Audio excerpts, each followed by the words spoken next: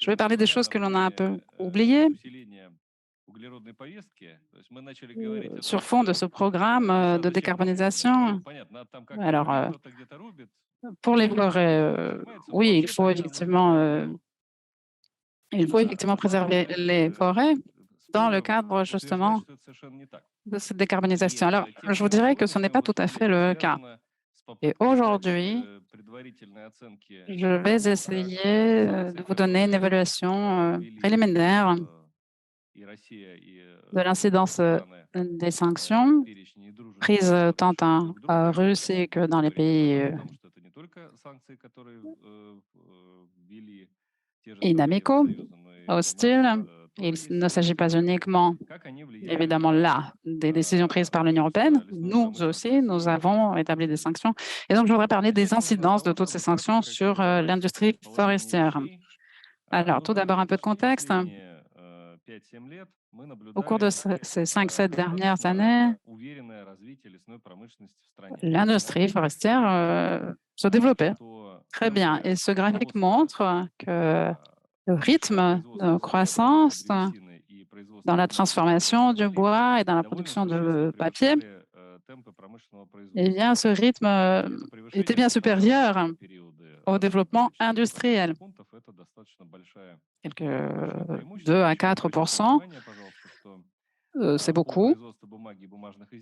Et pour ce qui est de la production du papier, même la pandémie, l'année 2020, donc en pleine pandémie, n'a pas été si difficile puisqu'il y avait un déficit, une forte demande, notamment aux États-Unis, pour ce type de produit. Donc, ce secteur n'a pas vraiment traversé de crise. Alors, un facteur important, là, au cours de ces 10 dernières années, l'on met en œuvre une politique de stimulation de ce secteur avec de nouvelles capacités qui se créent à l'aide du programme de projets d'investissement prioritaires dans le domaine d'exploitation des forêts, mis en œuvre en Russie. Et donc, pour l'industrie forestière, si l'on met de côté les problèmes carbone, était plutôt bénéfique.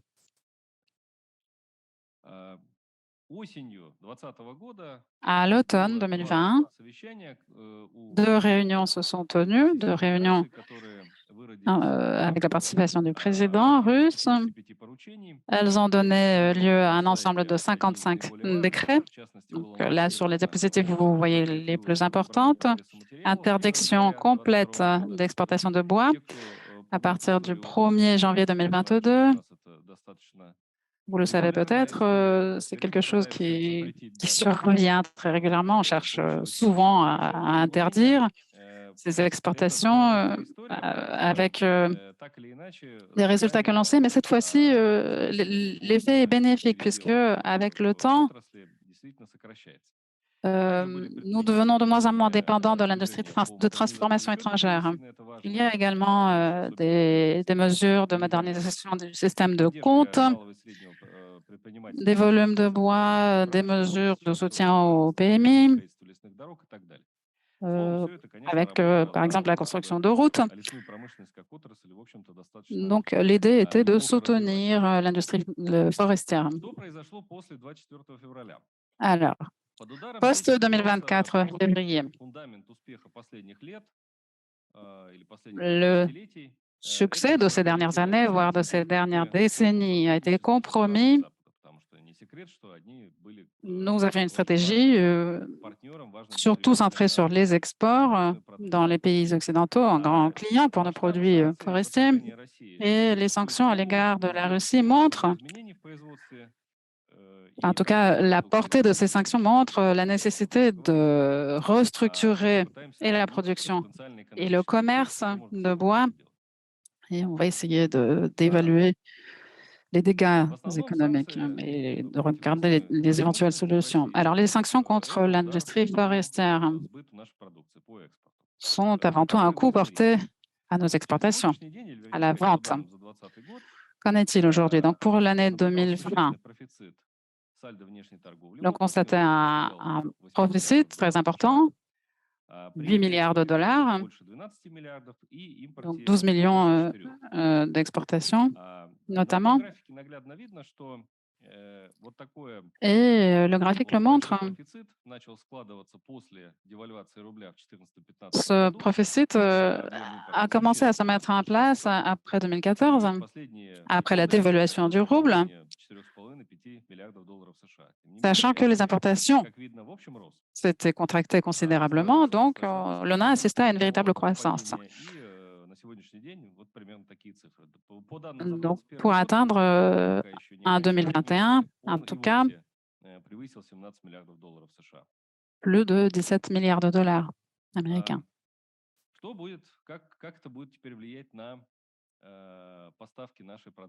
Alors, qu'en est-il des livraisons de nos produits à l'étranger désormais? Alors là, il faut étudier la structure régionale. Et l'on voit que parmi les grands consommateurs de produits forestiers, l'on peut souligner deux macro-régions, la Chine et un certain nombre de pays inamicaux, comme on les appelle. Les volumes, comme vous le voyez sur ce graphique, sont pratiquement équivalents. 39% pour la Chine et les pays qui ont imposé des sanctions, quelques 37%, un peu plus. Le reste est réparti entre d'autres pays, donc un certain nombre de ces pays figurent sur la liste, l'Inde, le Bélarus, le Kazakhstan, des clients assez importants là aussi. Parmi les pays européens, les principaux clients sont la Finlande, l'Allemagne et le Japon.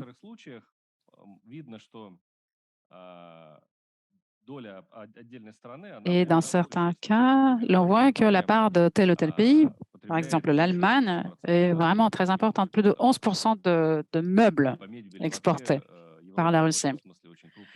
Pour le mobilier, d'ailleurs, de manière générale, l'Europe est un bon client, un grand client. Pour les importations maintenant. Alors, la situation, bien évidemment, est tout à fait différente. Nous n'importons pas beaucoup de manière générale. Il s'agit surtout de produits très transformés, papier, carton. Et ici, nous sommes fortement dépendants des pays qui nous sanctionnent, justement. Les chiffres le montrent. Pour le papier et le carton, 77% des importations incombent à ces pays. Donc, c'est une forte dépendance. Et nous nous souvenons tous, en mars, en Russie, il n'y avait plus de papier de bureau. D'abord, les prix étaient extrêmement élevés, et puis après, ce papier est devenu jaune. Donc, ce n'était pas le même papier, fabriqué à partir de la cellulose. Je me rappelle, nous nous sommes réunis à l'époque, nous nous demandions ce qui allait se passer, et je crois que j'ai bien deviné. En effet, pour ces produits, comme je l'avais prévu, nous allons sans doute renoncer aux importations, tout court. Pourquoi la Russie, d'ailleurs, en 2022, continue à acheter du papier à l'étranger? Il en va là de la souveraineté, de la sécurité nationale, mais aussi il s'agit d'un autre aspect que je ne nommerai pas ici parce qu'il est absurde. Nous sommes également paradoxalement dépendants pour un certain nombre de produits transformés, bois notamment. Chiffre étonnant, là aussi. La Russie achète encore des planches de bois en Finlande, en Allemagne? Oui, oui, tout à fait. Et ce n'est pas parce que nous ne sommes pas capables d'en produire, mais parfois, pour certains produits, lorsque le transport abordable est assuré, certains produits, c'est plus facile de les acheter ailleurs et c'est difficile d'y renoncer. Donc, il faut garder ça à l'esprit également. lorsqu'on parle des conséquences des sanctions.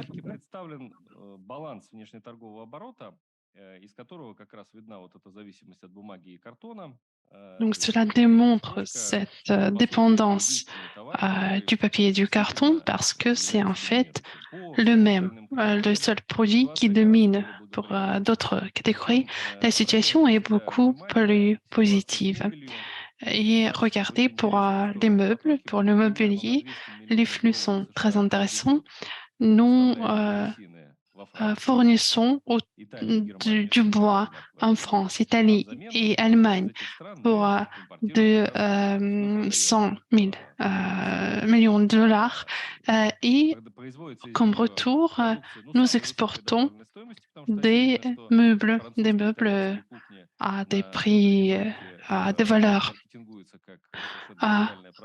ajoutées parce que ce sont des produits premium, les meubles de cuisine italiens ou français. Et bien sûr, ce flux va porter un coût, va supérer un coût assez important. Sur d'autres catégories, sur les importations, tout est calme. Mais pour l'exportation, il y a une série de problèmes. Notamment, il y a une dépendance qui peut atteindre jusqu'à 97% pour certaines catégories. Donc, il n'est pas facile de s'en libérer.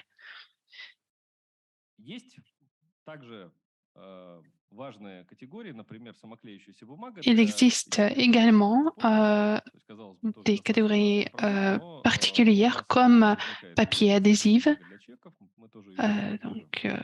par exemple du papier pour faire des chèques. Donc ici, nous prévoyons également un problème, mais selon nos observations précédentes, on a eu des technologies d'épargne de ressources qui avaient conduit au refus d'impression des chèques dans des boutiques, dans les magasins. Pour les viticulteurs russes, les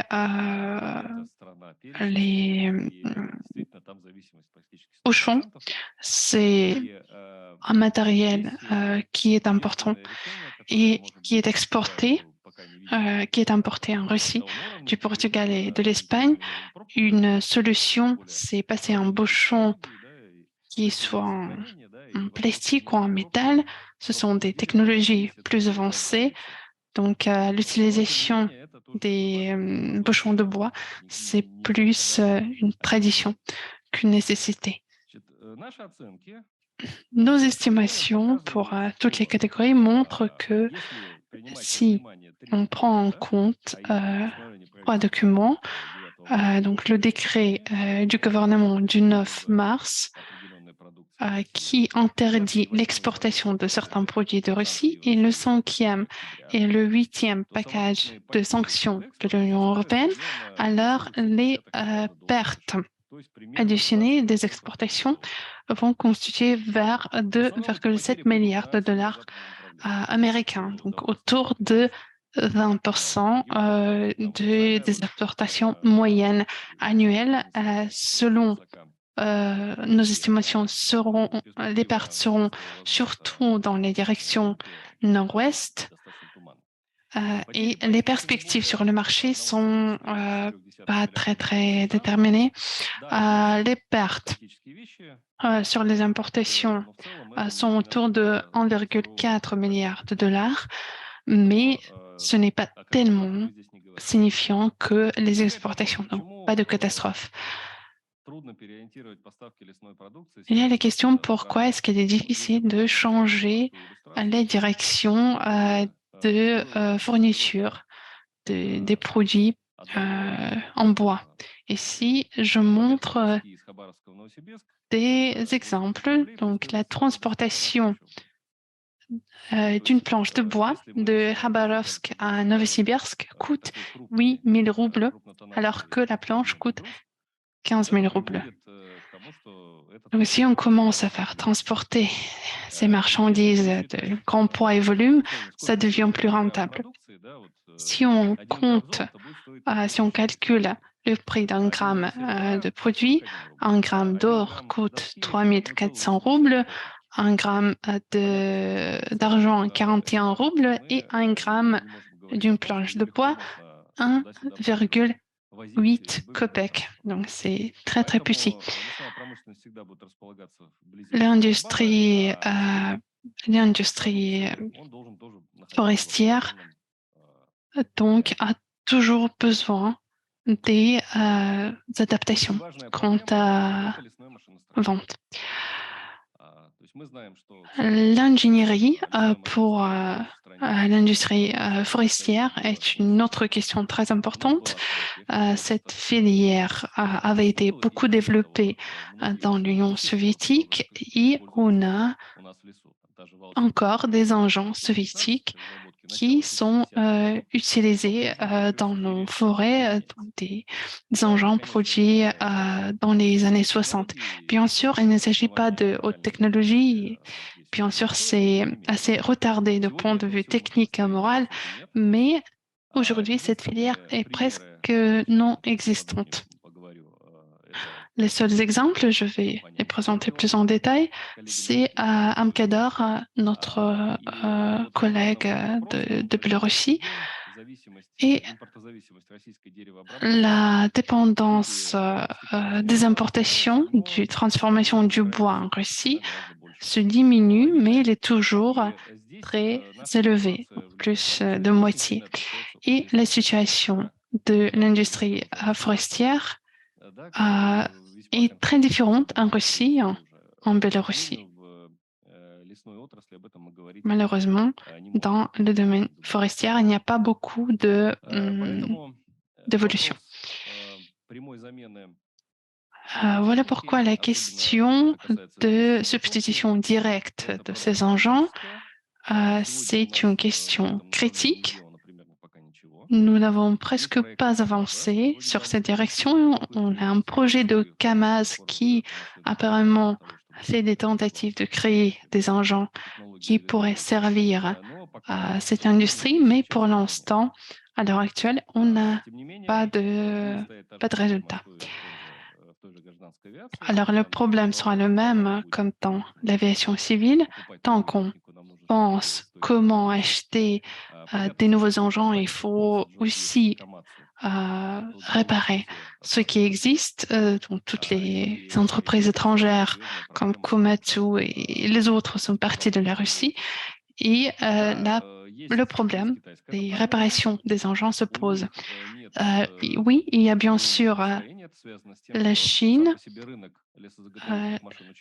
Le marché de ce type des machines est assez petit et la Chine n'est du coup pas présentée sur ce marché. Donc, ils produisent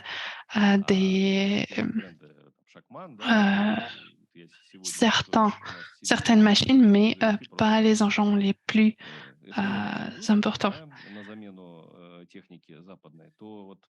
Donc, pour les équipements spécifiques, pour la transformation, l'exploitation de bois, c'est compliqué. Le départ, le plus grand du pays, c'est le départ d'IKEA, n'a pas encore abouti à une fermeture totale de la production. Donc, il y a différents schémas pour contourner aux sanctions. Pour l'instant, les prévisions à la fermeture ne se sont pas réalisées.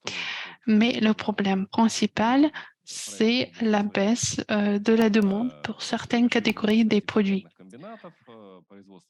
Donc, par exemple, la production des palettes est tombée.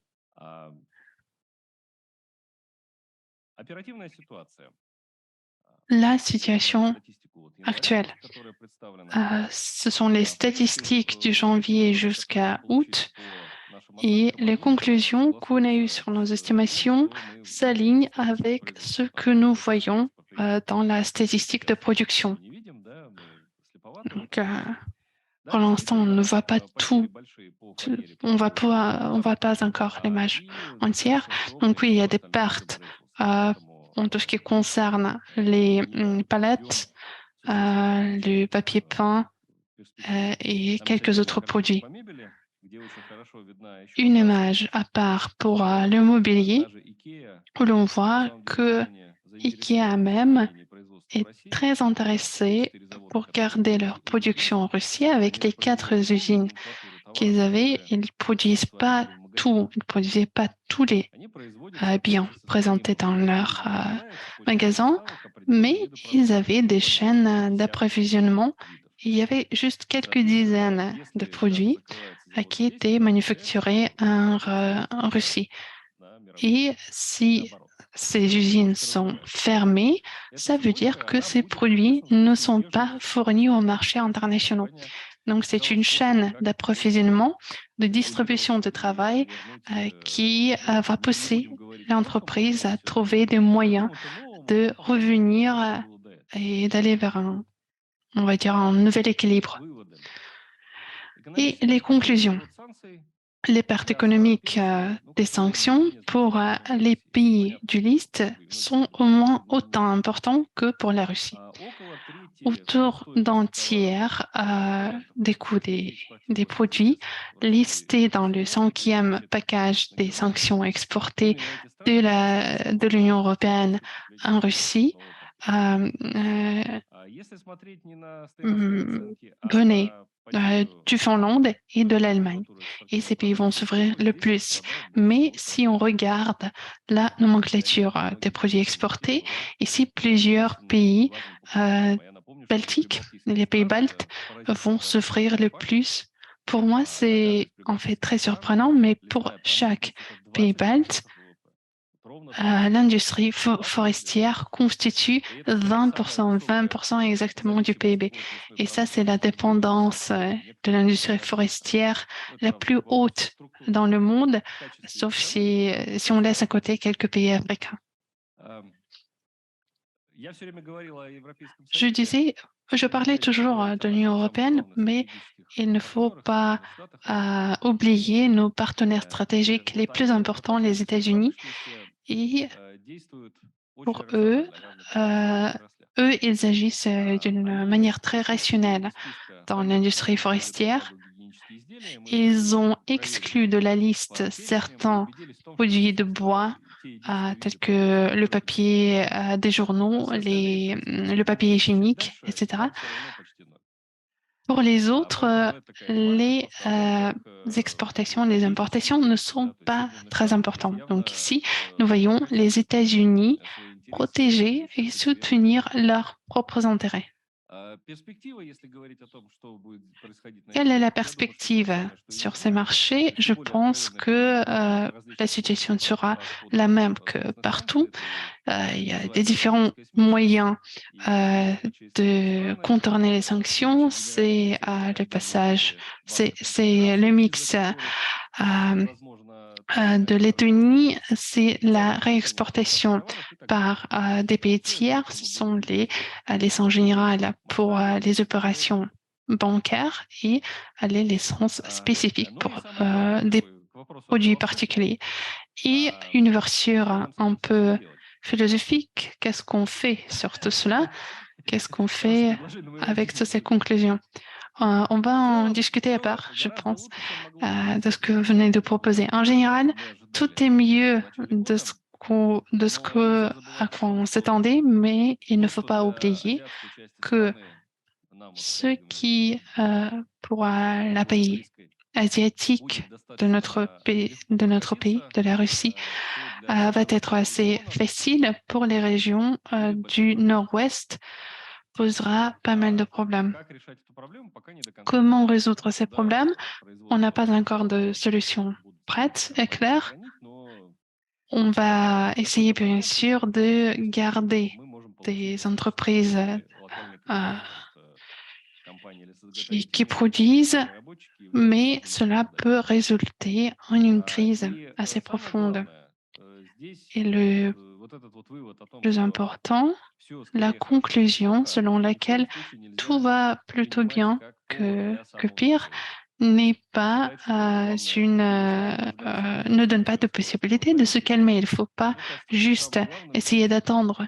Il faut agir pour augmenter la consommation des produits de bois à l'intérieur du pays. Il n'y a aucune raison pour ne pas mettre en place ce processus. Donc, il faut éviter des chaînes d'approvisionnement qui comprennent des importations de plusieurs pays, mais encore plus important, il faut faire de sorte que ces produits de bois aient un rôle social avec lequel j'ai commencé ma présentation.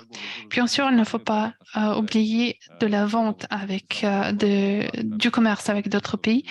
La Chine, par exemple, qui a un rôle important dans ce domaine, mais on sait bien que la politique doit être attentive parce que la Chine peut réagir d'une façon assez forte. Donc, si on essaie on peut en avoir d'autres problèmes qui vont en résulter. Ici, il y a une publication résultant de notre travail. Ce sera publié dans les questions de l'économie. Il n'y a pas encore de numéro annoncé, mais il y a les conclusions qui sont présentées là. Merci de votre attention. Je propose maintenant que l'on fasse la pause déjeuner et que l'on discute peut-être l'ensemble des rapports en fin de journée ce soir.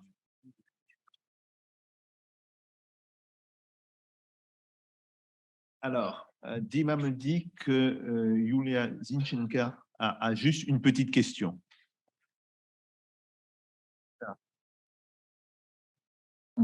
Можно, да? Je peux? Меня слышно, нет? Здравствуйте. Merci beaucoup pour votre présentation. C'était très intéressant. Juste une petite remarque. Je voulais dire que en ce qui concerne l'ingénierie des équipements, pour l'industrie forestière, venez voir à Vologda, par exemple, il y a une entreprise qui s'appelle Techprom Service. C'est une usine qui existe depuis 30 ans et qui produit plus de 60 types des équipements, des engins pour la transformation profonde du bois pour les différentes activités de l'industrie forestière, parce que j'ai été touchée un peu par cette phrase où vous avez dit que c'est seulement en Biélorussie où ce type d'ingénierie est présent. Donc chez nous, ça se développe aussi. Il y a une usine qui existe. Peut-être tout est encore un peu plus mieux que vous l'avez présenté. Je voudrais juste faire un petit commentaire.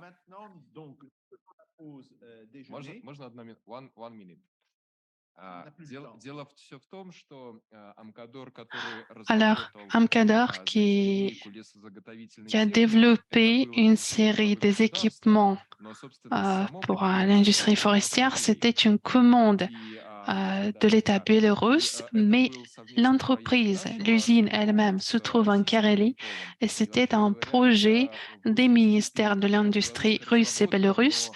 Donc, c'est une idée biélorusse, mais la production, le produit est russe. Oui, avec l'organisation transversale.